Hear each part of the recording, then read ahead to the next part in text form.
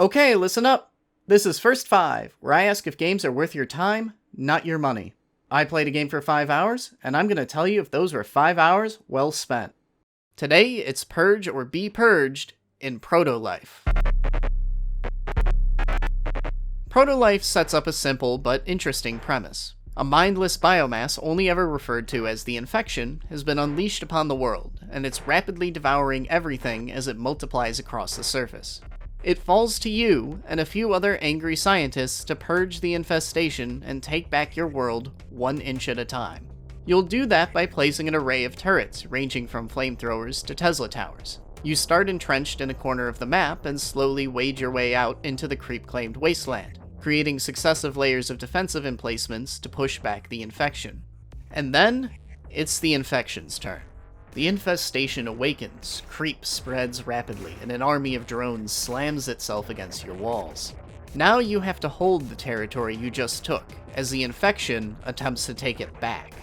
And you keep going back and forth in this tug-of-war. First cleansing new territory of creep, then planting new defenses to weather the infection's inevitable counterattack as the biological tide ebbs and flows between the sleep phase, when the infection is dormant, and the growth phase, when it strikes back. And you continue until every last ounce of infection has been scorched off the face of the map, or, more likely, you've been overrun and decide to start over. This all happens in real time, giving Protolife a frantic pace as you scramble around trying to put out fires. One moment, you could be reinforcing a wall. The next, you're trying to make more crystals to start building more turrets. And then, you're trying to find a spare moment to actually get around to making a resource harvester. Protolife regularly changes up that dynamic by shifting the timers of each phase. One level, for example, starts with you surrounded by small patches of creep, and you only have 40 seconds before they start incubating. Fail to secure your flanks before the growth phase starts, and you'll be instantly overrun. But act quickly, and the infection is easily contained. Contrast that with this level, Grinder, which features a longer sleep phase and a single choke point that forks into 3 offshoots, where you have to spend your sleep phase trying to clear out one of the offshoots, then retreat back to your choke point when it's the infection's turn.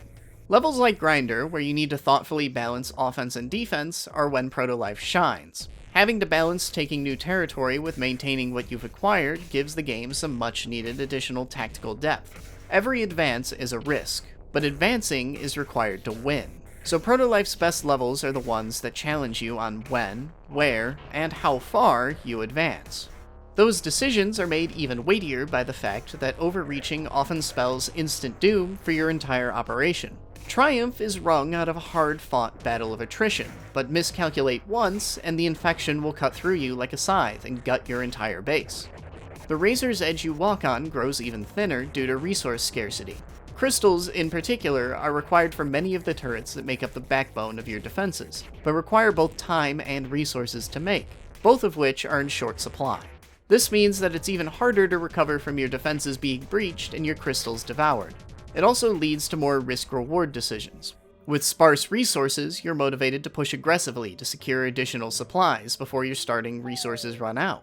I also found a regular strategy in cannibalizing my rearmost turrets and reconstructing them at the front when advancing to take fresh ground. Doing so denies you a safety net if you make a mistake pushing forward, but is often a necessary evil to get the most out of your limited resources. Unfortunately, all that tactical nuance I just described goes out the window once Protolife starts introducing additional game modes in the form of defensive holdouts and escort missions. On defensive missions, pushing out is always a bad idea that immediately gets slapped down by the next wave of biomass, and even if you do manage to clear an area of infection, the game will spawn pre-designed waves of enemies from there anyway. Escort missions have you always pushing forward unless you block your escort with a turret, so the mission is always designed to facilitate that, and the infection never pushes back. In both of these modes, there are no tactical decisions to be made. You're either defending all the time, or you're advancing all the time, and it's just a matter of figuring out the right combination of turrets you need to win.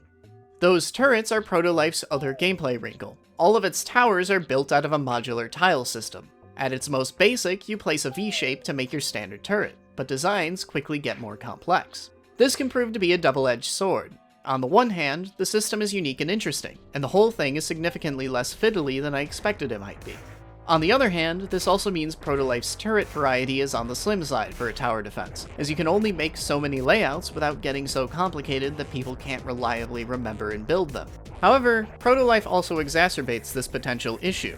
It usually introduces a new turret at the start of every level, but more often than not, it's just an upgraded, more damaging version of an old turret. It didn't stop me from enjoying the game, but I would have enjoyed fewer leveled up versions of old turrets and more differences of kind. And now, it's time for the verdict. While alternate game modes might blunt my enjoyment of Protolife, the game's core gameplay loop is still sound. If I'm being honest though, I'm kind of on the fence about continuing to play. Between turrets just upgrading in power instead of diversifying in kind, and the increasing reliance in later levels on alternate game modes that diminish rather than spice up the gameplay, it feels like I've seen most of what this game has to offer, even though I still have a half dozen levels left to complete. Ultimately, however, I've had enough fun to try and see this one through to the end. But even if I did decide to set Protolife down, I would still say that those first few hours were fun and engaging enough to make the game worth picking up if you're curious. When it's sticking to its core gameplay loop, Protolife is a genuinely good game.